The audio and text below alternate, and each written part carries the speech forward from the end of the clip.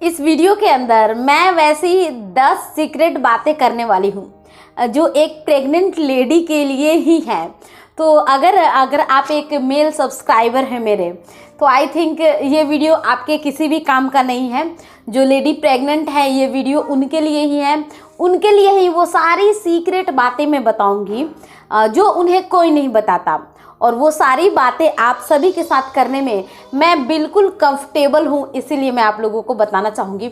और मेरा एक बेटा 1.5 साल का है, तो कहीं ना कहीं मैं अपनी पर्सनल एक्सपीरियंस भी आप सभी के साथ यहाँ पे डिस्कस करना चाहूँगी।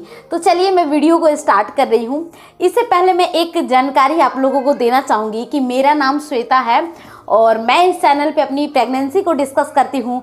एंड मैंने एक नया चैनल खोला हुआ है अपनी डेली लाइफ को दिखाने के लिए। उस चैनल का नाम है प्राइम मॉम ब्लॉग्स। तो आप जाइए, उस चैनल की लिंक जो है वो डिस्क्रिप्शन में है, वो कमेंट सेक्शन में है, जाइए चेकआउट कर चैनल को ज़रूर सब्सक्राइब कीजिए। तो चलिए हम आते हैं मेन टॉपिक पे। तो 10 सीक्रेट बातें में पहली ये चीज़ होगी कि बहुत सारी लेडीज़ को ऐसा लगता है कि जो उनका जो निचले हिस्से का जो चेकअप होता है बाई फिंगर, जो फिंगर टेस्ट जो होता है उंगलियों से जो करते हैं, ये देखने के लिए कि बच्चेदानी का मुंह कितना खुला हुआ है, वो कब होता है। देखिए ये जो चेकअप है मोस्टली आपका 36 वीक के बाद से होने लगता है, जब भी आप डॉक्टर के पास जाती हैं अपना रूटीन चेकअप करवाने के लिए तभी। लेकिन ऐसे मैंने बहुत सारी लेडीज से बातें की तो बहुत सब बताती है कि जब फर्स्ट टाइम उनको पता चलता है कि वो प्रेग्नेंट है और उन्होंने कंसीव किया है, तो देन उस टाइम भी डॉक्टर कई बार चेकअप कर लेती हैं। तो आपको इसमें शर्माने की कोई भी ज़रूरत नहीं है, पहली बात। दूसरा पॉइंट यहाँ पे हम ये लेंगे कि क्या डिलीवरी रूम में जो मेल डॉक्टर होते हैं वो होते हैं। देखिए बहुत सारे जगह पे वो नहीं होते हैं, लेकिन कई बार ज़रूरत पड़ जाती है तो उन्हें बुलाया जाता है। तो अगर वो आएंगे तो ये चीज़ें आपको पता चलेगी। तो अगर आप कंफर्टेबल नहीं है, ऑब्वियस ही बात है आप नहीं होंगी, तो मना करने पे भी कोई प्रॉब्लम नहीं है। हालांकि आपको उस टाइम शर्माने की कोई भी ज़रूरत नहीं है, उनका ये डेली का काम होता है। तो इस तरह की बातें थोड़ी सी मन में होती है, तो हालांकि कोई आएगा नहीं। इनकेस कभी जो लेडी स्टाफ की कमी हो गई तो कभी कुछ सामान ले आने के लिए कई बार आ जाते हैं, ठीक है। तीसरी सीक्रेट बात हम यहाँ पे बात करेंगे कि जो नॉर्मल डिलीवरी होती है या फिर सीजर डिलीवरी होती है, तो डिलीवरी रूम में कितना टाइम लगता है, सबसे बड़ी बात। तो देखिए अगर आपकी जो डिलीवरी है वो नॉर्मल डिलीवरी होती है, जैसे मेरी हुई है, तो नॉर्मल डिलीवरी मुझे अप्रॉक्स 30 से 40 मिनट्स के अंदर में मुझे हो गई थी। और अगर आपकी डिलीवरी सीजर है तो बहुत कम टाइम में हो जाती है, 10 से 15 मिनट। जो डॉक्टर्स होते हैं इतने एक्सपर्ट होते हैं कि उनको टाइम ही नहीं लगता है, वो फटाफट से बेबी बाहर निकाल के स्टिचेज आपके डाल देते हैं, ठीक है। तो ये डाउट क्लियर हो गया। अब हम यहाँ पे चौथा पॉइंट आप लोगों से डिस्कस करेंगे कि कितना दर्द होता है नॉर्मल डिलीवरी के अंदर और सीजर डिलीवरी के अंदर। देखिए नॉर्मल डिलीवरी के अंदर जो है वो हर लेडीज़ को अलग अलग दर्द होता है। मैं अपनी बात बताऊं तो मुझे ज़्यादा दर्द नहीं हुआ था। जो लेडी बैलेंस डाइट लेगी और ये जो होता है ना मेंटली स्ट्रॉन्ग होगी, उसे लगेगा कि हाँ ठीक है, हमें अपने बच्चे को स्वस्थ इस दुनिया में लाना है, इसके लिए मैं बहुत ही स्ट्रॉन्ग हूँ। अगर ऐसी सोच आप रखती हैं, आपको रखनी ही चाहिए, तो आपको बहुत ही कम दर्द होगा, ठीक है। और कहीं ना कहीं हर किसी का बॉडी का अलग अलग होता है, मांसपेशियाँ लचीली होती हैं, टाइट होती हैं, बहुत सारा केसेस डिपेंड करते हैं। तो उस हिसाब से किसी किसी को ज़्यादा दर्द होता है नॉर्मल डिलीवरी में, किसी किसी को कम दर्द होता है। जो गांव की जो लेडीज़ होती हैं उनका बहुत कम दर्द में नॉर्मल डिलीवरी होता है, क्योंकि जो डेली लाइफ के काम होते हैं ना वो लोग खूब काम करती है, इस कारण से ही। और सीजर डिलीवरी में देखिए जब सीजर करके कट करके बच्चे को निकाला जाता है तो उस टाइम तो आपको सुन्न किया हुआ रहता है, तो उस टाइम आपको दर्द नहीं होती है, आपको उसके बाद में दर्द होती है। 5 पॉइंट यहाँ पे डिस्कस करेंगे कि क्या नॉर्मल डिलीवरी में हर किसी को चीरा लगता है। आई थिंक हर किसी को चीरा लगता है, ठीक है। मतलब कि शायद ही मैं सुनी होंगी ऐसी, लगभग 10 में से 1 केस मैंने ऐसा सुना है कि वो बताती हैं कि चीरा नहीं लगा, नहीं तो हर किसी को डॉक्टर चीरा लगाते हैं।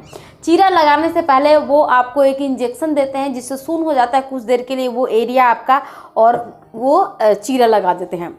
मेरे केस में मैं बताऊं, मेरे केस में डॉक्टर बात कर रहे थे सुन करने की, मैंने उन्हें मना कर दिया। मैंने बोला नहीं, आप मुझे सुन मत करो, आप ऐसे ही चीरा लगा दो। तो कोई बड़ी बात नहीं है, उस टाइम हो जाता है। हर किसी की जो मेंटलिटी होती है वो अलग अलग लेवल पे स्ट्रांग होते हैं। तो मैंने बोला मुझे नहीं चाहिए वो इंजेक्शन, ठीक है, क्योंकि उस टाइम में जो टाइम होता है उस टाइम में बच्चा का जो सर होता है वो फंसा हुआ रहता है कम जगह के अंदर, इसलिए चीरा लगा के बच्चे को सुरक्षित और हेल्दी बाहर निकाला जाता है। तो आई थिंक आप समझ गए होंगे, दोनों ही तरीकों से होती है, सुन भी करवा सकते हो और नहीं भी करवा सकते हो, ये आपके ऊपर डिपेंड करता है, ठीक है। एंड छठा पॉइंट यहाँ पे लेंगे कि क्या डिलीवरी टाइम आपको जो होता है वो शौचालय आ जाता है। तो ये बात बिल्कुल सही है, उस टाइम आपको पोटी आ जाती है।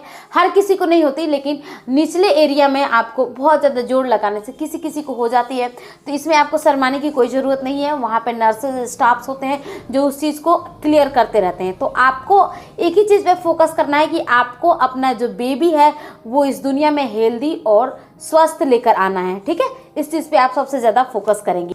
जो 7 पॉइंट है वो यहाँ पर डिस्कस करेंगे कि बहुत सारी लेडीज़ मेरे पास कमेंट करती हैं कि 9 मंथ मेरा पूरा हो गया है, 38, 39 या 40 वीक हो गया है, अभी तक लेबर पेन नहीं आया, फिर तो नॉर्मल डिलीवरी नहीं होगी। तो मैं ऐसा क्या खाऊं, क्या करूं कि मुझे नॉर्मल डिलीवरी हो जाए। देखिए, नॉर्मल डिलीवरी के लिए आपको कुछ भी नहीं करना है। मैंने यूट्यूब पे बहुत सारे वीडियोज़ देखे जिसमें बताया जाता है कि कास्टर ऑयल लेना है। कास्टर ऑयल बिल्कुल नहीं लेना है। आप एक चीज़ अपने दिमाग में रखो, आपको स्क्वैटिंग करनी है, 1-2 छोटी मोटी एक्सरसाइज करनी है, वो भी कैसे, अपने डॉक्टर से पूछ के करनी है। आपकी प्रेगनेंसी कैसी है, इन केस आप कास्टर ऑयल ले लेते हो, आपके बच्चे को कुछ हो जाएगा, फिर आप किसे जवाब दोगे। और आप 9 मंथ से अपने बेबी को कैरी कर रहे हो, इसलिए अच्छे से कैरी कर रहे हो, एक एक चीज़ों पे आपने ध्यान दिया है, पूरा टाइम निकाल लिया है, और लास्ट में आते आते आप ये सारा चीज़ खा पी लोगे कि आपका बेबी जल्दी हो जाए, आपको लेबर पेन आ जाए। तो इस तरह की गलती मैं आप लोगों से हाथ जोड़ती हूँ, इस तरह की गलती आप बिल्कुल भी नहीं करना, ठीक है। मेरी जो डिलीवरी थी वो 39 वीक पूरी हो चुकी थी, उसके 2nd डे हुई थी, ठीक है। मेरे दिमाग में भी ये चीज़ आ रहा था, लेकिन मैंने मेरे डॉक्टर से बात की तो उन्होंने ये बातें बताई कि आप कुछ भी मत लो, आ जाएगा लेबर पेन, ठीक है। देखिए, जिनको आना होता है उनको लेबर पेन अपने आप आ जाता है, ठीक है। अगर नहीं आना है आपको तो आप डॉक्टर से बात करें, वो आर्टिफिशियली इंड्यूस करते हैं। तो ये चीज़ है वही समझदार वाली बात। अगर आप मेरी सब्सक्राइबर हैं तो आप कोई भी गलती नहीं करना, प्रेगनेंसी के अंदर आपको नहीं करना है। यहाँ पे 8 पॉइंट लेंगे कि मेरी बहुत सारी जो सब्सक्राइबर हैं वो मुझे कमेंट करती हैं कि पहले पूछेंगे कि जो फर्स्ट टाइम मॉम बनने वाली होती है, क्या नॉर्मल डिलीवरी में बहुत पेन होता है। तो मैं बोल देती हूँ हर किसी को नहीं होता है, किसी किसी को होता है। तो वो बोलती हैं मैंने तो सुना है सबको होता है, या फिर सबको बहुत प्रॉब्लम होती है, मैं सीजर करवा लूँगी। तो देखिए, अगर इस तरह की सोच जो होती है अगर आप रखती हैं तो मत रखिए इस तरह की सोच। अगर आपकी प्रेगनेंसी जो है वो स्मूथ है तो आप नॉर्मल डिलीवरी की तरफ जाइए, क्योंकि एक बार जब नॉर्मल डिलीवरी होगी ना तो जितने टाइम तक डिलीवरी होती है उसी टाइम तक दर्द होगा, उसके बाद आपको कोई भी दर्द नहीं, इन फ्यूचर कोई भी प्रॉब्लम नहीं है।